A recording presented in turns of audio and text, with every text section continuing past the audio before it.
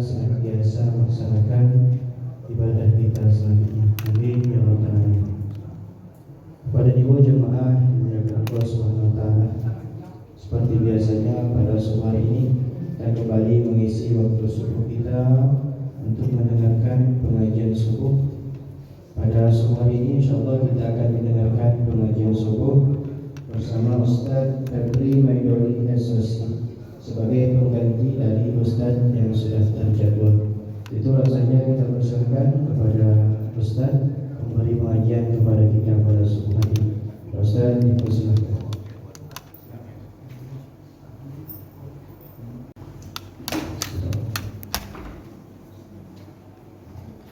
Assalamualaikum warahmatullahi wabarakatuh.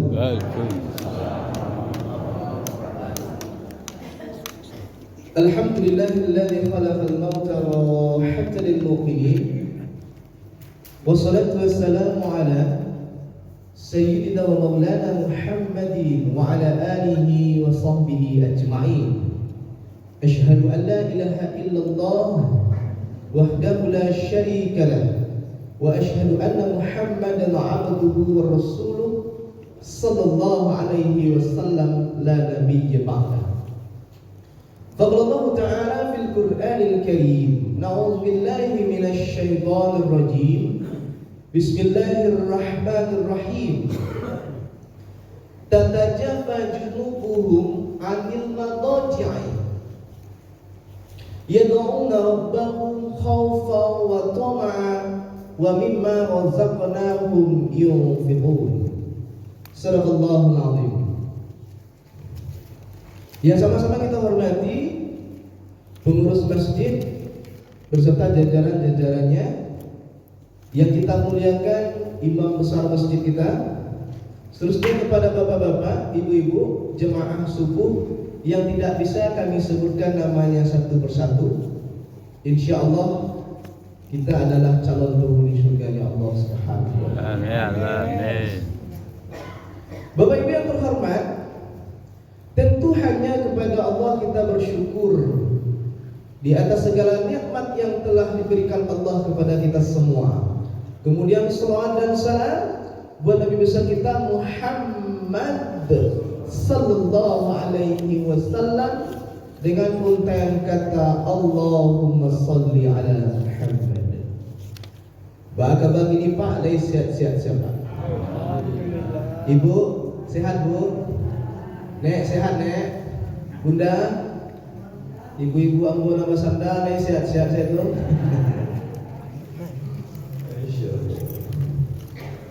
Bapak Ibu yang terhormat, pada kali ini kita akan bahas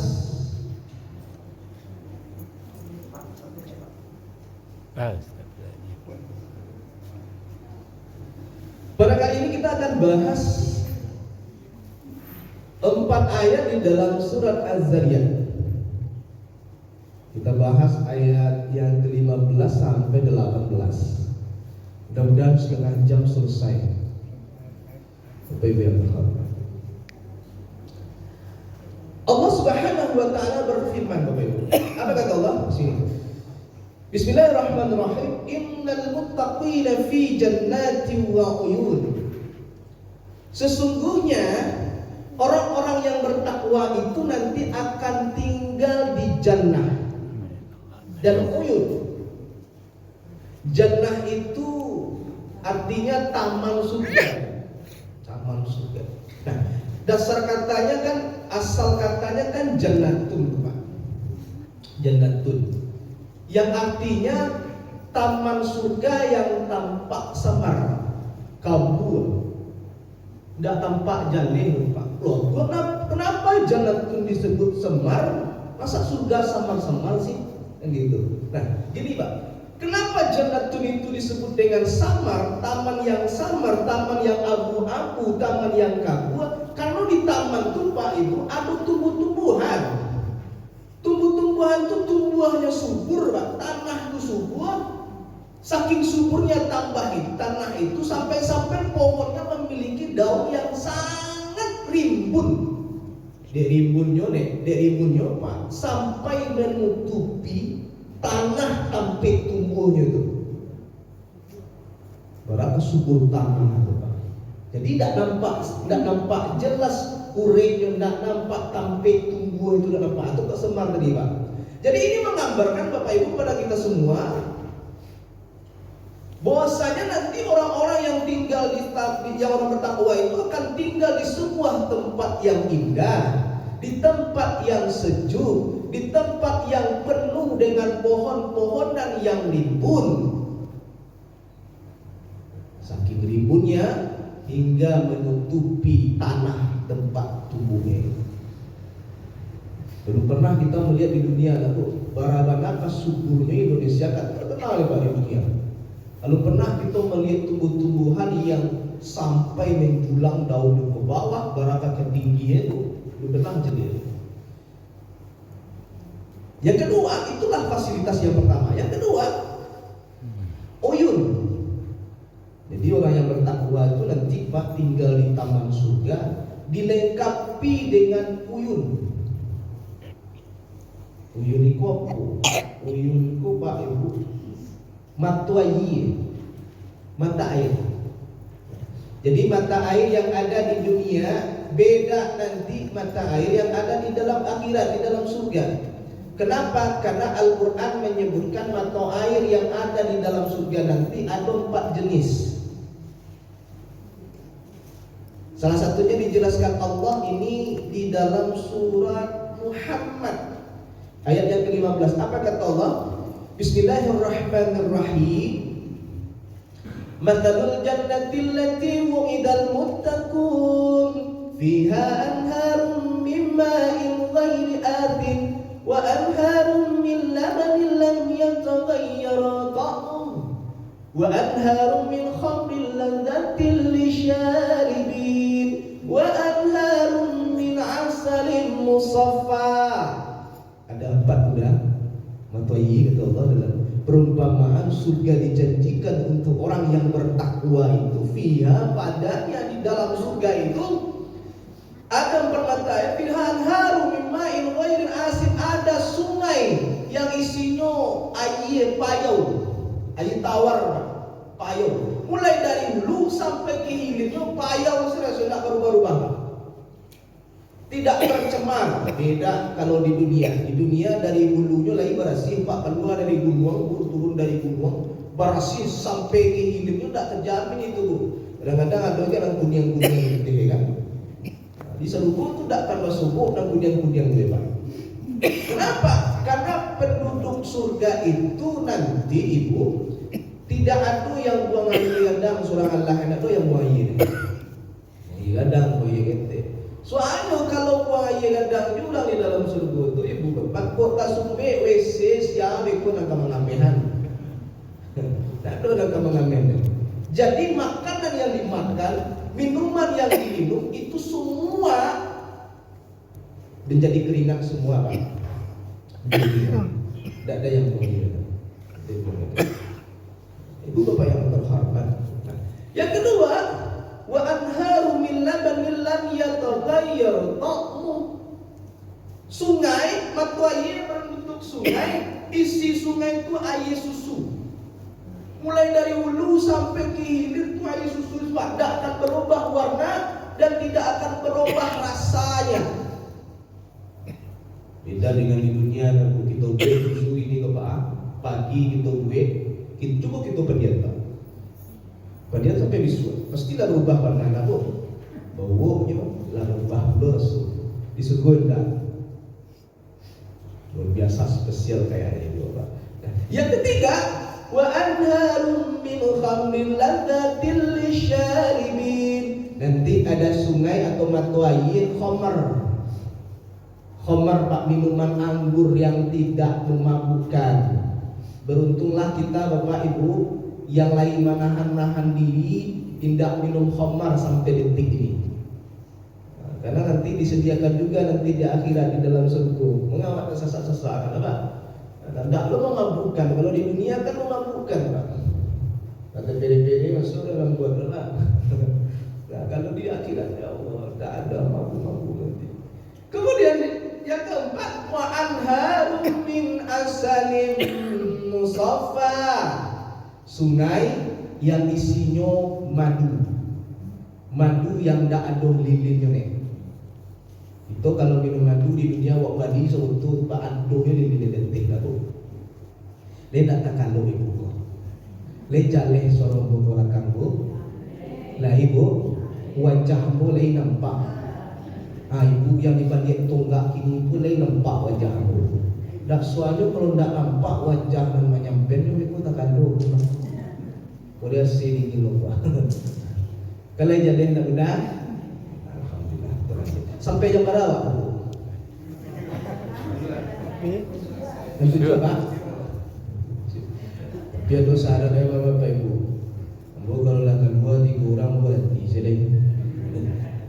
Ustaz gua kadang-kadang perasaan agak beli apa. Kedua banyak pula ragu kelima.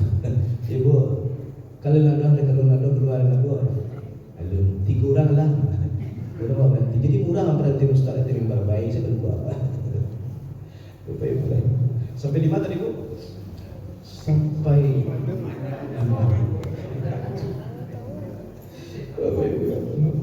nah, itulah fasilitas yang kedua yang Allah berikan kepada orang yang bertakwa. Yang ketiga, akhiri nama atahum rabbum. Nanti orang yang bertakwa yang tinggal di taman surga itu, mereka akan mengambil persembahan kepada mereka dari Tuhan mereka.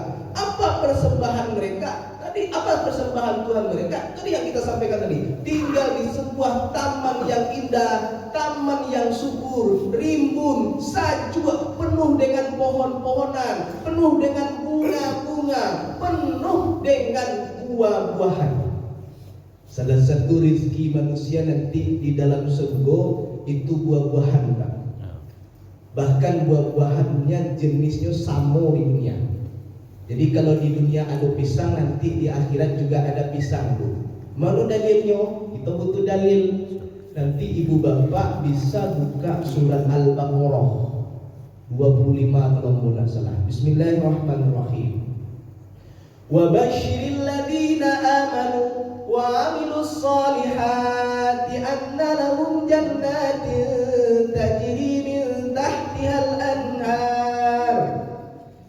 Berikan kabar gembira kepada orang-orang yang beriman ini. Iman yang bagaimana? Iman yang dibuktikan dengan amal solehnya. Nanti dia akan diberikan tempat tinggal di jannah yang mengalir di bawahnya sungai-sungai yang Allah sampaikan tadi. Kullama ruziqu minha min thamaratir rizqa, kata Allah. Setiap kali mereka diberikan berupa buah-buahan sebagai rezeki padanya. Buah-buahan, Pak. Di mana menyatakan bahwa buah-buahan jenisnya sama? Begini, ketika mereka diberikan buah-buahan, apa kata mereka? Qalu hadzal ladzi ruziqna min qablu wa utubihi mutasyabihat. Kok buah apel yang waktu di dunia dulu mana? Kok buah pisang yang waktu di dunia dulu mana? Kok buah mangga yang ada di dunia dulu? Kira Pak Ibu kena itu tema. Qalu hadzal ladzi hadzal ladzi ruziqna, kok tak rezeki yang kita terima waktu di dunia dulu ya? Buah-buahan yang waktu di dunia. Ibu bapak, jenisnya memang kamu, tapi rasul beda. Beda yang baik. Kalau di dunia udah mangga itu pada buah rasul. Cik mangga. Aduh, palian-palian itu ada manis. Nah, ambil mangga cik dia ada orang masak. Ia lah mudah. Kadang ada orang nambah, ada rasul. Ia nak tipu paling banyak rasul. Kalau pisang bapak, pisang berbuah rasul. Kok pisang lah Pak? Pisang buah, pisang bawang, pisang masak samalam. Apa rasul Pak? Paling-paling dulu rasul. Kok tak mani, kok tak kalik, dulu rasul.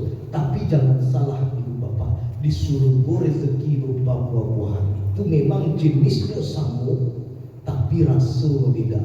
Contoh sebagai pisang tadi Pak, satu kali gigit itu 70 rasul. Gigitan yang kedua 70 rasul. Gigitan yang ketiga 70 rasul. Mana mungkin orang yang di dalam surga itu bosan dengan buah-buahan di dunia. Kalau buah-buahan di dunia makan pisang, apa hidang pisang buat di bidang ini buah. Panjang taluk tuh lewat mobil, angkat tiga itulah libah, ya nak bu. Terbatas nikmat. Itu kok inna a'toina kal kautsar. Sesungguhnya kami telah memberikan nikmat yang banyak. Banyak di dunia apa? Sisanya masih ada nanti. Lebih banyak daripada di dunia lain. Itu seru. Ibrahim. Jadi beda. Bukan Yoja yang waktu di surga.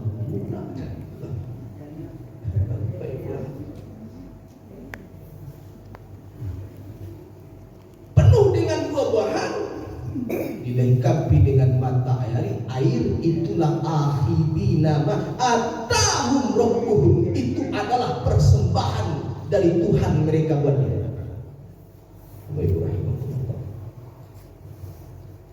Sekarang siapa yang pantas masuk ke dalam surga? Kalau jenisnya lah mau sampai kan ibu bapak di dalam ayat yang kita bacakan ini, para mufassir menyampaikan surga yang satu ini spesial. Kenapa spesial?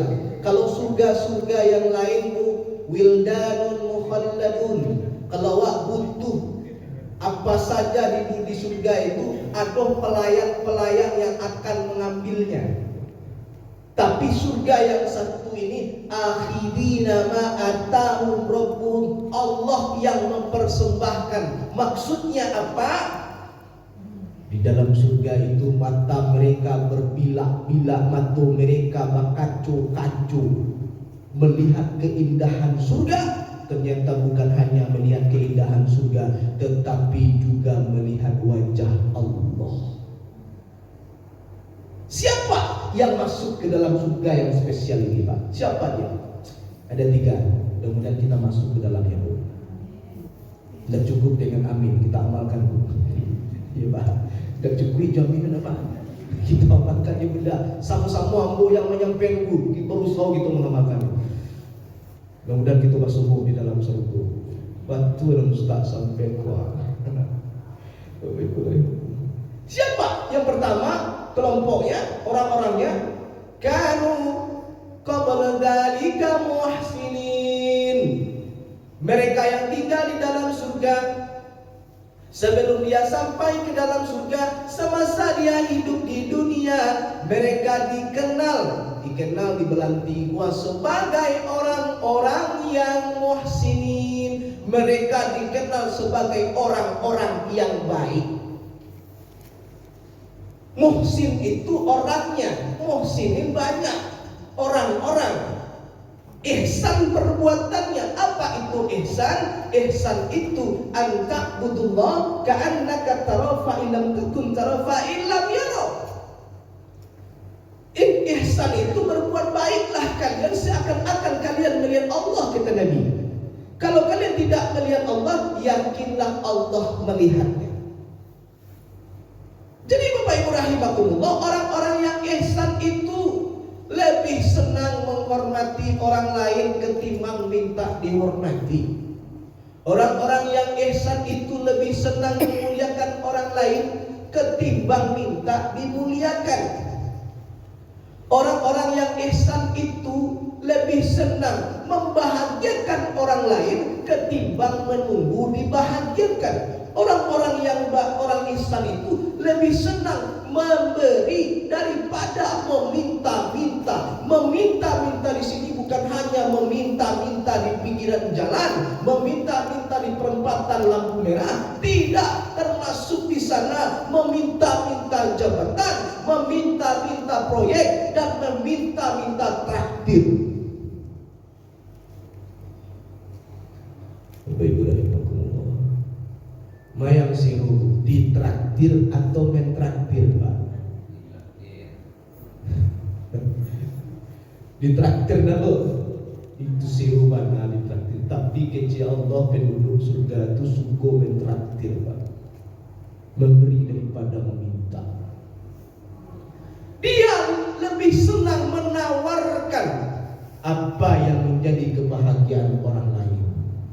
Sebagai Sebagai contoh Bu, berbuat baiklah kita Bapak Ibu di seluruh setiap sendi-sendi kehidupan kita. Kalau berkendara kita menjadi orang yang baik kita dalam berkendara. Apa contohnya? Bapak Ibu kalau bawa motor belok ke suwo lampu sene jadi duit sebelah kiri. Kalau awak belok ke suwo lampu sene duit ke kiri, kira-kira berbuat baik tak awak Bu? Enggak Pak.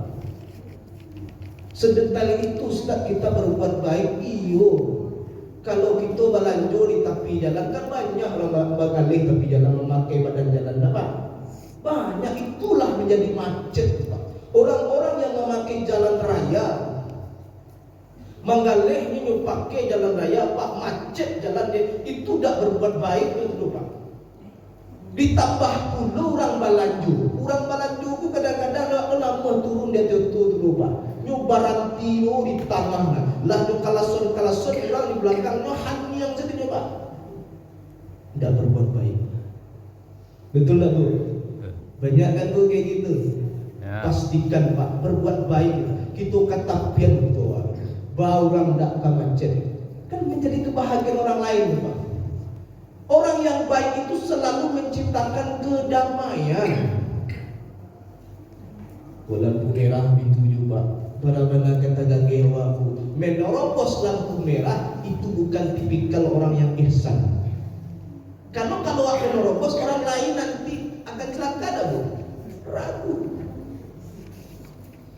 Bahwa orang lain akan bahagia. Mulai itu mendahului Pak. Para-para kata gagewa Pak, itu sebelah kiri gini Bu Pak. Kok dipotong ada orang di pasonya Pak. Hak awak kan sebelah kiri punya Pak jalan tu. Yang sebelah kisu itu dah hak awak tu Pak. Itu hak orang yang sebelah siku Pak. Kalau pasonya berarti awak memakai hak orang lain. Kadang-kadang awak lain putih jawab Pak. Tapi orang lain yang sebelah siku kadang-kadang dia mengerti. Lantas sirup darah. Ada yang kedua Bu. Ambo bau dua Ustaz. Kamu balik ya. Lanjut Bu. Bapak Ibu, apapun yang menjadi kebahagiaan orang lain lakukan selagi itu baik Pak. Kau bertanya orang itu Pak. Bu, ambo pernah Bu Pak. Ibu ceritus di Pak. Ambo ceramah di Balimbiang sekali itu mau ceramah Bu Pak. Sekali itu mana? Wih, sajinya kadang ambo rahasiakan ambo sajinya. Ambo tipu di situ laik kurang ke maghrib. Ambo lah bau Pak. Lah bau dua mana Pak. Lah peu ambo. Ambo cari tempat bubuk di sekeliling masjid itu tak nampak lagi Pak. Payah mau cari. Aduh keluar terus malah siku pintu ya Pak. Keluar seseorang dalam kamar. Pakai kopiah. Ambo mengira itu adalah ustaz. Pasti ustaz ini yang tinggal di masjid. Apa yang ambo lakukan? Mau tanya, Ustaz di mana tempat bubuk siku? Apa jawabannya Bapak Ibu? Sangat mengejutkan sekali. Jawabannya Pak, tua. Ibu tak kasih kau barang tua aja. Kamu cari dan tua mana dan tua. Tapi tak tahu jadi juga tak usah dan tua Pak. Ndak senang hati bunda, ndak senang bro. Ndak damai hatiku rasanya dengan jawaban Tuhan. Masuk Pak dari pintu mereka Pak yang buka pintunya. Masuk Pak sebelah situ. Ini yang tipu di situ. Ini ambil mi, yang kazan. Ustaz, ke sini situ. Ndak senang hati orang kazan dua alu lepak aku tanya Pak, di mana sampai dua siku Pak? Saking mengejutkan jawaban. Apa jawabannya? Ndak tahu sampai dua yang ngecek kali tadi Pak. Ndak tahu sampai dua Kira-kira damai ndak Pak? Ndak. Masuk ibu-ibu di sebelah kanan kayak itu Pak. Ambo kaja ibu tu, ambo tanya Bu di mata PO buat siko, iko yang berbuat ihsan Pak. Apa jawaban ibu tu? Pak ya Pak lurus selu. Beko sekitar agak 30 meter lah Ustaz. Ada paut beko. Belok ke kida. Sudah Ustaz apa belok ke kida? Belok ke subuh banyak belok tua tu Pak. Malah subuh belok tu Pak. Jauh tempat pun. Itulah yang berbuat baik tadi. berbuat yang bisa menjadi kebahagiaan orang lain. Jadi wajar saja orang-orang yang dalam surga itu dibahagiakan oleh Allah, karena semasa hidupnya di dunia dia sering membahagiakan orang lain. Wajar saja kalau di dalam surga itu Allah hormati mereka, Allah muliakan mereka, Allah berbuat baik kepadanya, karena semasa di dunia mereka juga memuliakan orang lain, menghormati orang lain, dan suka berbuat baik kepada orang lain. Kita mengenal namanya iman. Iya Bu. Islam, ihsan. Iman itu apa? Keyakinan. Islam apa? Pelaksanaan lahiriah dari iman tadi. Ihsan itu akhlak. Kata Imam Ibnu Taimiyah, Syekhul Islam Ibnu Taimiyah, orang yang ihsan itulah masuk iman dan Islam di dalamnya. Jadi orang yang tinggal di dalam surga itu imannya sudah mantap, Islamnya sudah sempurna, dia sholat, dia puasa, dia zakat, dia haji. Lalu dia naik kepada level yang ketiga, naik S3 ihsan, akhlaknya baik. Jadi Bapak dan Ibu rahimakumullah, ini yang pertama. Yang kedua, kanu qalilan minal laili ma yahja'un. Orang yang bertakwa yang tinggal di dalam surga itu, sebelum dia tinggal di dalam surga, semasa dia hidup di dunia, dia ma yahja'un, lambungnya sedikit menempel di kasur. Kalau dalam surat Sajadah disebutkan tatajafa junubuhum anil madaji'i, lambungnya jarang menempel di tempat pembaringan, sedikit tidur di malam hari. Kalau kita apa? Kita manangkal lama lalu di malam itu dah di stadion kamar nan rancak, kamar nan sejuk, diagih AC, bahan kanyaman di Bali tampe tidur dan empuk di Bali selimut dan lembut. Iyo dah Bu. Tujuannya supaya awak lalu lama di malam hari. Betul kan Pak? Tapi kata Al-Quran sedikit tidur di malam hari. Tapi kadang-kadang indah aja tutur benar. Lalu kau sebenarnya tergantung hati. Hati kalau tenang lama lalu. Iya lalu. Cuba kalau dah tenang hati pak payah lalu. Ma buktinya Ustaz? Buktinya gitu.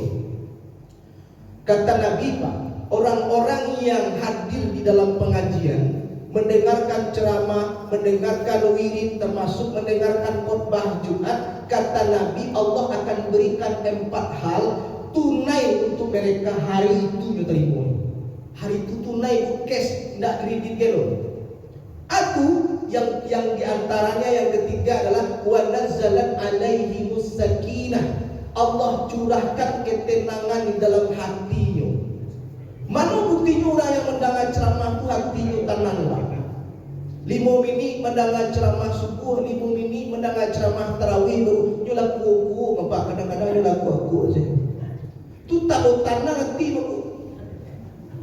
Tu bukti Pak tunai yang kita Allah Pak.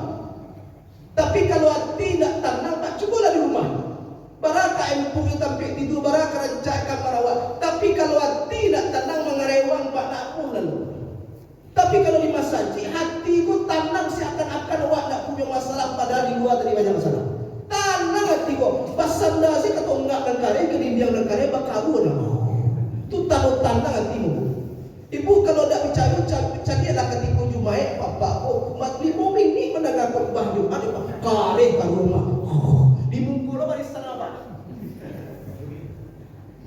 Dia mau kalau ada jemaah bola kuat tuan. Mohon dia Pak. Tak bilang dulu. Barang yang pek sakinah cik Nabi balik.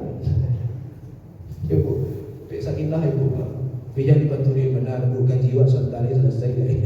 Jadi paturin sakinah dulu. Nah, jadi kata Al-Quran sedikit tidur di malam hari. Berapa sedikitnya?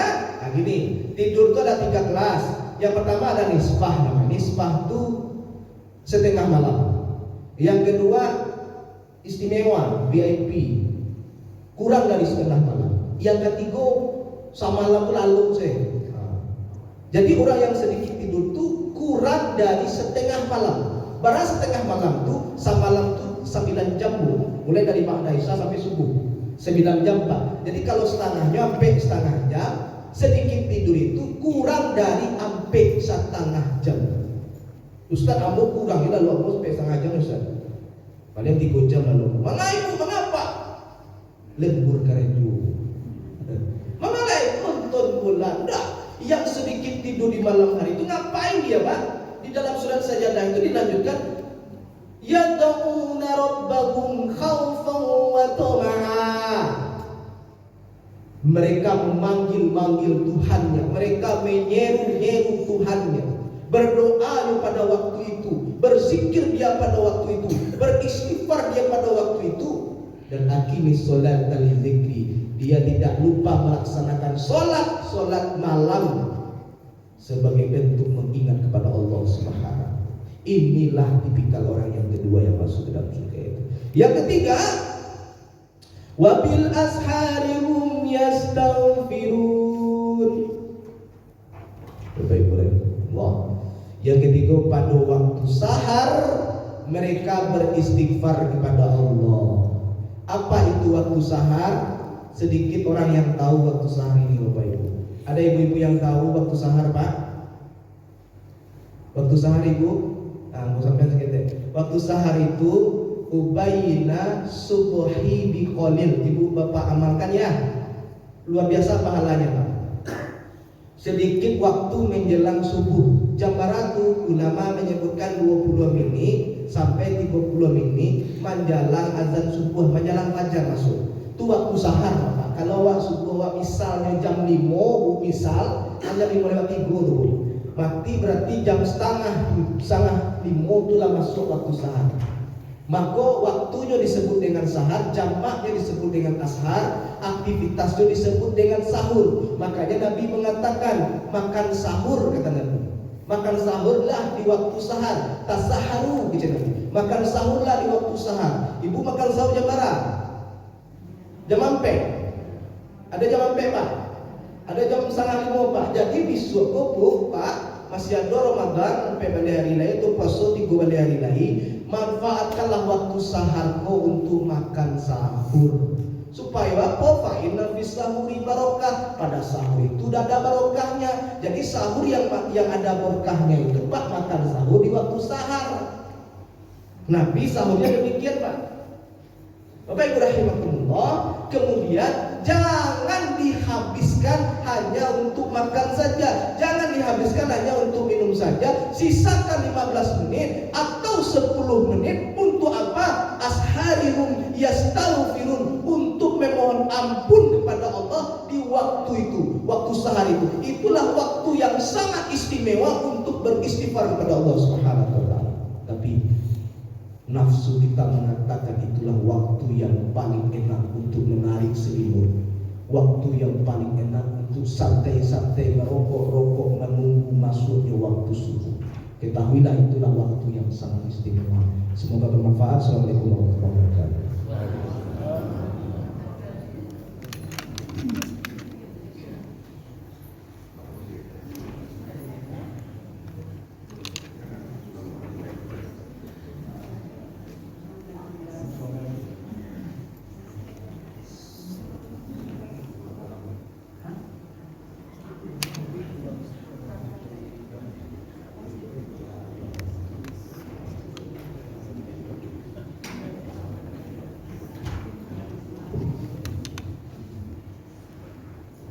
Terima kasih kepada Ustaz kita yang memberi pengajian pada subuh ini. InsyaAllah banyak manfaat kepada kita semua. Kemudian kita sedekah yang terkumpul pada subuh ini untuk pembangunan masjid Rp242.000, yatim Rp119.000, wafa Rp83.000. Mudah-mudahan setiap infak sedekah senantiasa kita sisihkan diterima insyaallah subhanahu wa ta'ala. Semoga menjadi amal kepada kita kepada Allah subhanahu wa ta'ala. Kemudian insyaallah pada malam nanti kita kembali mendengarkan pengajian bersama Ustaz Radius Haji Zainal Lawasti dengan tema berlindung dari neraka. Demikian Bapak dan Ibu, Assalamualaikum warahmatullahi wabarakatuh.